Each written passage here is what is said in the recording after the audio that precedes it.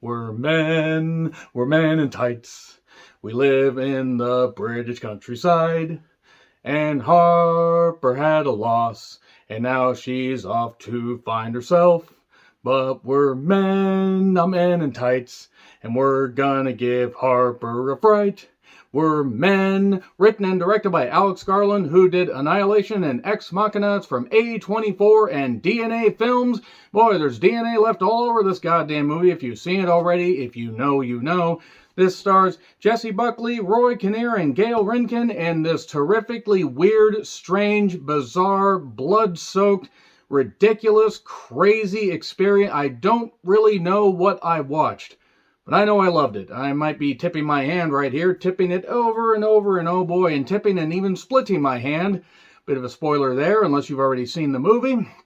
But this was just wild and crazy and weird, and Alex Garland, you have done again. I don't know what the fuck you actually did. I mean, I have an idea, but my fucking goodness, this was more Ex Machina Alex Garland than it was Annihilation Alex Garland. I didn't care for Annihilation. I probably should rewatch it to see if maybe I was just having a bad day, but I remember thinking it was a really good idea and had Natalie Portman and had some other good actors in it, and it just ultimately ended up being a visual disaster. It was cool looking, and that's it. I can totally understand if people will not like this movie. In fact, I have a pretty good idea that critics will love it, and a lot of people that go to watch it in theaters, which I hope is a lot. I have a feeling this will not be wildly successful in theaters. They will probably be very, very split on it. If you go expecting something really weird and bizarre, how bizarre, it's in my face, well, that's enough song references for now. This involves a woman named Harper, played by Jessie Buckley, and I will say right now that you need to pay close attention or ask for a listening device if you have difficulty with accents, because there's no subtitles for most editions in theaters. And she has a very heavy accent. It's also in the UK countryside, so you really need to pay close attention. There is Jeffrey, played by Rory Kinnear, in a terrific role, by the way, and it's a small cast, a very small cast, in fact, and that's probably for the best, because you get to focus on a few particular characters. The gorgeous scenery, very, very beautiful British countryside. I'm not exactly sure where it was actually located. I mean, you know, they say a location in the movie, but I don't know if they just said that and just assumed that people wouldn't actually check, but it was beautiful. Great old housing. The house that Harper is staying in is 500 years old in some parts and modern in others, which I would almost want to visit the UK just to see houses like that and everything, and just see how cool it is. I do like old school houses like that. But the plot, such as it is, involves Harper going to the British countryside because she experienced the recent loss of her husband. We find out through flashbacks how this happened. His name was James. It's an actor that has a name that I'm not even going to attempt to pronounce. Look it up on IMDb. You will understand. I don't want to discredit the man, but I will say that in the brief time that he was on screen, he was very good as well. And we find out that Harper is dealing with this loss, and obviously when you lose somebody you love, even whether it's through the best or worst circumstances, even if you know something was fractured with the person you love, you are obviously going to be hampered and almost weighed down by some feeling of loss and some feeling like, could I have done something? What happened? You experience a whole lot of emotions. And then things get really, really bizarre, because we find out that, well, this British countryside home and the area is a little bit absolutely 1000% fucked up, and whoa, ho, ho, when it gets to that, when it gets past that first act, it gets really weird. And it gets even more bizarre when it gets to the third act. It gets very, very strange, but it also is somehow simple. As bizarre as this movie is, and it is totally bizarre, 100% bizarre. JoJo's Bizarre Adventure is not as bizarre as this movie. Well, maybe that's unfair. That's one that's been going on a little bit longer than this, but nevertheless, it's 100 minutes of just pure craziness, because you have this foreboding feeling of terror that just weighs you down. And Jessie Buckley was great in this, very, very good, and she had to tell a lot of, you know, her character's story through not a lot of dialogue. I mean, she did obviously share dialogue with a few people. She has her friend Riley, played by Gail, that she talks to on the phone, that is American, apparently, and American living in the UK, whatever, I'm not here to judge, but she is talking to her and everything, and talking about this, and okay, you experience this, a lot of this kind of stuff, whatever. But you need to not necessarily get over it, but you need to enjoy yourself at this vacation home. And again, it's a beautiful vacation home, but then Harper starts being stalked by a strange guy. There's these weird noises, and strange people are trying to get at her, and it's strange men, not men in tights. In fact, there's one particular guy that is completely naked. Absolutely naked. I see what they meant by the graphic nudity of this. Also, there's a weird church with a weird statue of a man and a woman on the front and back. And it's just really, if you've seen the trailer, all this stuff is in the trailer. Granted, they did have to edit the nudity, as it were, but they managed to get a lot of weird stuff. And of course, they did have the part with the apple tree. Oh, you shouldn't eat that forbidden fruit. Oh, I didn't mean to. Oh, joking. Eat as much as you want. Or was it forbidden fruit? Was he actually tipping his hand right there? Ha ha ha. It's very strange. It's very bloody. It's very visual. It's very, very crazy.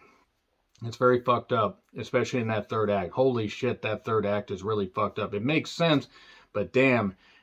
Alex Garland is definitely a unique filmmaker. Ex Machina was proof of that. Annihilation had good ideas, but overall the execution wasn't great. But man, it's also proof of how men can be really, really messed up creatures and treat women badly in their own way. But, also seeing that, oh, women are just things. Like Lee Majors said in that one Family Guy episode, if you know, you know. Anybody that doesn't know what Family Guy is, or has actually never seen Family Guy, has no idea what I'm talking about. But it's strange and wild and weird and just great. Really, really fucking great.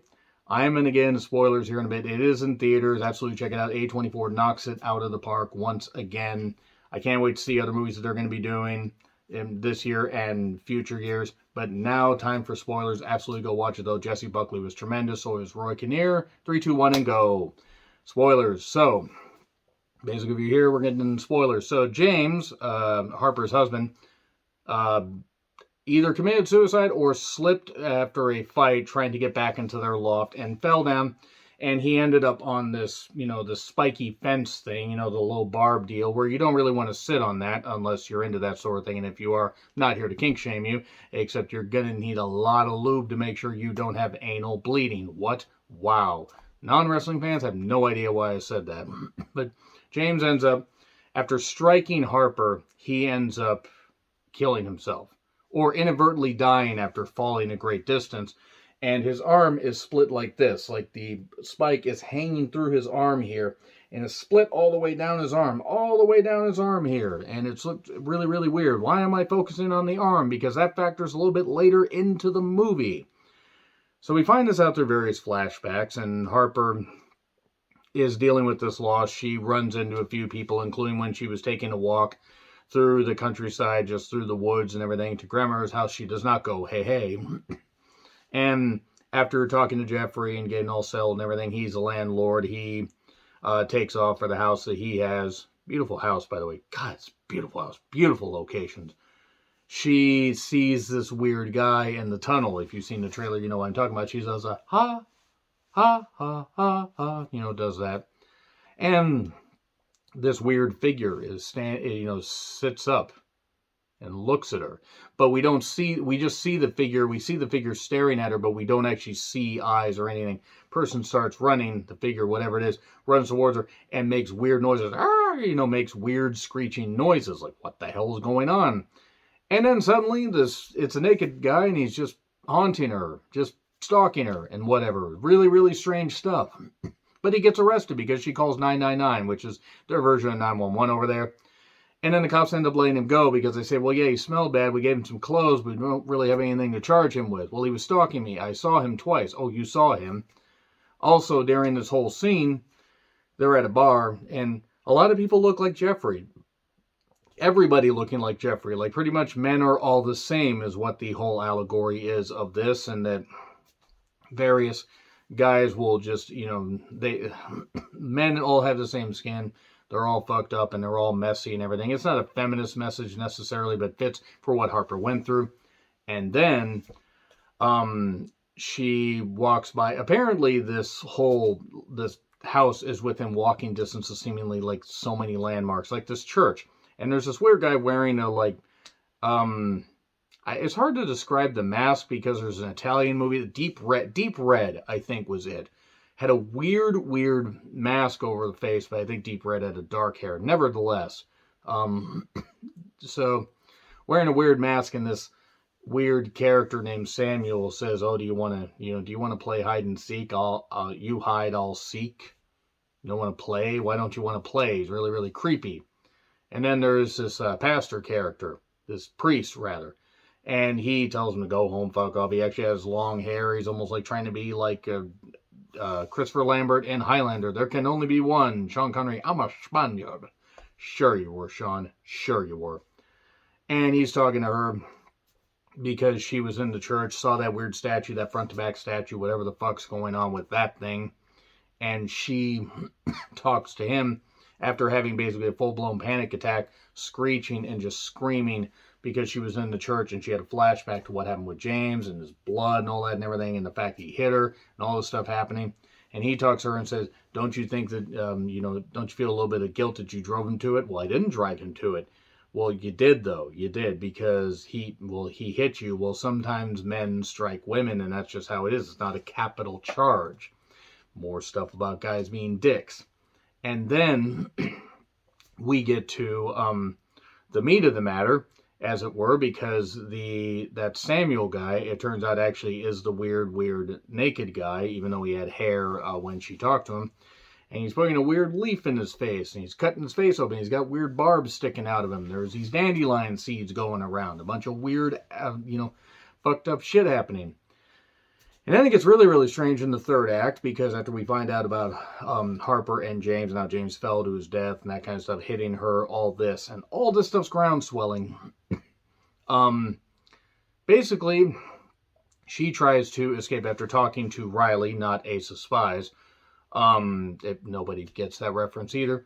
She decides, I'm going to go off. I'm just going to get away. I'm going to get away from this because somebody is trying to stalk me. She ends up, first though, running into the weird naked guy who's got all the barbs and blows the dandelion seeds in her face, and she gets one in her mouth and she's acting all strange. And then he puts his arm through. He must have an arm like Mr. Fantastic. Puts it through the mail slot. That's a really big mail slot, by the way. Apparently they had packages that were about the size of, I don't know, freaking elephants back in the, 1600s, whatever. But nevertheless, puts the arm through and she holds his hand because the Beatles know all. And then he's trying to pull her. She grabs his arm and just does this and sticks it right in his elbow. Well, he's pulling it out and pulls it and splits it, just like James's arm. James continues to haunt her. James said in one of the flashbacks or whatever, you're doing this to me. You're going to drive me to kill myself, and it's going to haunt you. You're doing this to me and everything. Maybe she had a good reason to divorce him. I mean, considering that he hit her, even though she said that's the first time. I don't think that was the first time. Basically, it was a marriage that didn't end up working out, but the hand split just like James. So then what ends up happening is somebody shows up and it's just this weird creature. This weird creature with this weird arm. It's split down the goddamn middle. And it's all fleshy and whatever. And then it turns out that all the men are the same. And oh, what are you? Why are you doing this? What the hell's going on?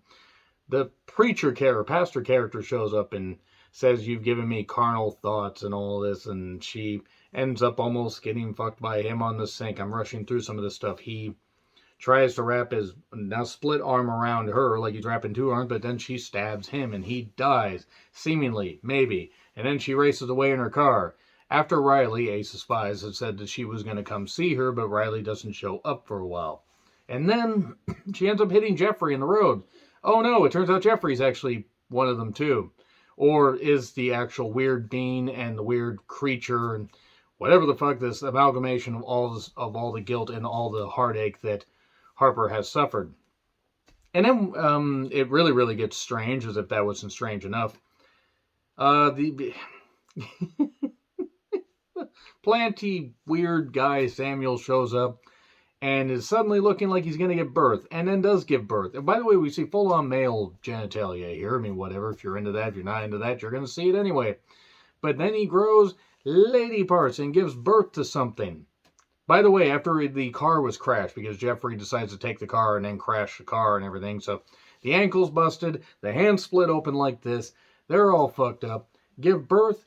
There's like 5 fucking births. And at one point, somebody gets birthed out the back. It makes no sense, but it makes perfect sense at the same time. It's incredible. And then the final,